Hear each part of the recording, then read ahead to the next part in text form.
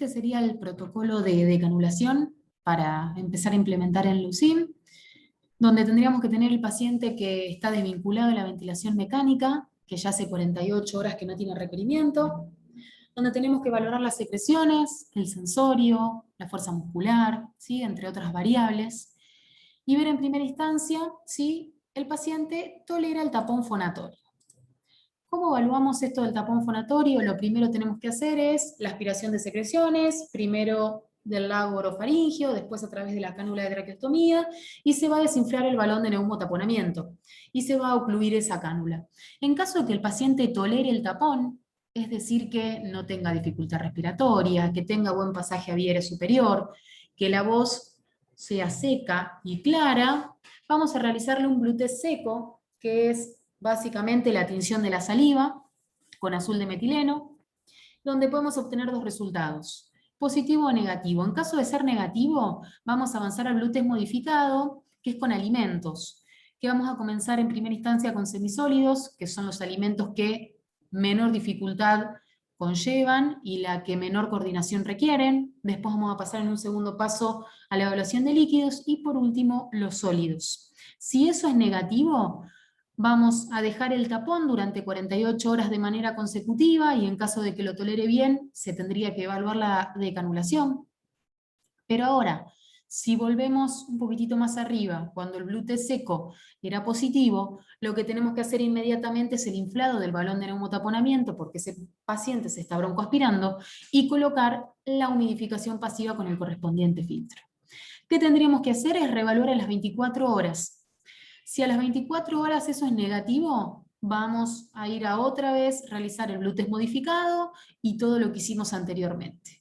Ahora, si esa reevaluación sigue siendo positiva, lo que tendríamos que hacer es cambiar la cánula de traqueostomía con un puerto subglótico para favorecer la estimulación a través de ese puerto con aire comprimido y empezar a rehabilitar la deglución. Y volveremos a reevaluar cada 24 horas. Ahora, en aquellos pacientes donde el tapón fonatorio no lo toleran, lo que tendríamos que hacer es disminuir el diámetro interno de la cánula. Y ahí volvemos a valorar si tolera el tapón fonatorio. En caso de que esto sea positivo, se va a realizar el blue test seco, y si el blue test nos da negativo, pasamos al modificado y ahí avanzamos en el protocolo. Ahora, si el tapón fonatorio, pese a la disminución del diámetro interno, no lo tolera, tendríamos que valorar la colocación de válvula fonatoria con la particularidad de la unidireccionalidad del aire. Va a permitir inspirar, pero no expirar. Y también lo que nos está hablando es de que algún trastorno en la vía aérea este paciente probablemente pueda tener.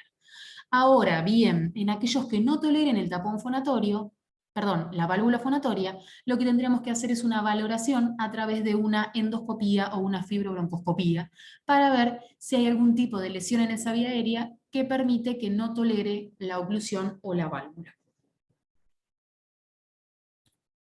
A modo de conclusión, para ir cerrando, lo que podemos decir es que el proceso de Winning involucra dos procesos diferentes, la desvinculación de la ventilación mecánica y la remoción de la vía aérea.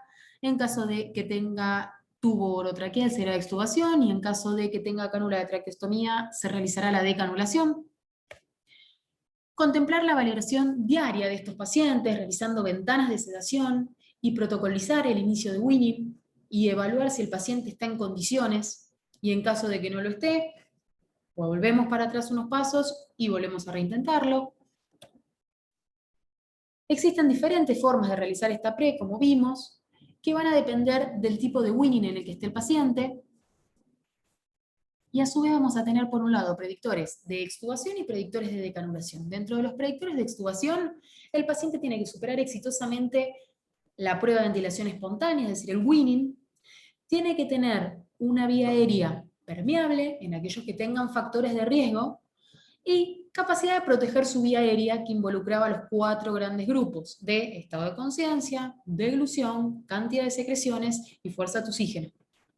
Y por otro lado, para predecir la decanulación, tenemos que contemplar que la vía aérea superior sea permeable, contemplar el sensorio, la cantidad de secreciones y la fuerza de oxígeno. Eso es muy similar a los pacientes con tubo orotraqueal. En lo que respecta a la fuerza de oxígeno, van a cambiar los puntos de corte, pero es cuestión de contemplar el tipo de interfaz y en función de eso avanzar. Así que bueno, eso es todo. Muchísimas gracias por su atención. Quedo a la espera de alguna consulta o alguna duda.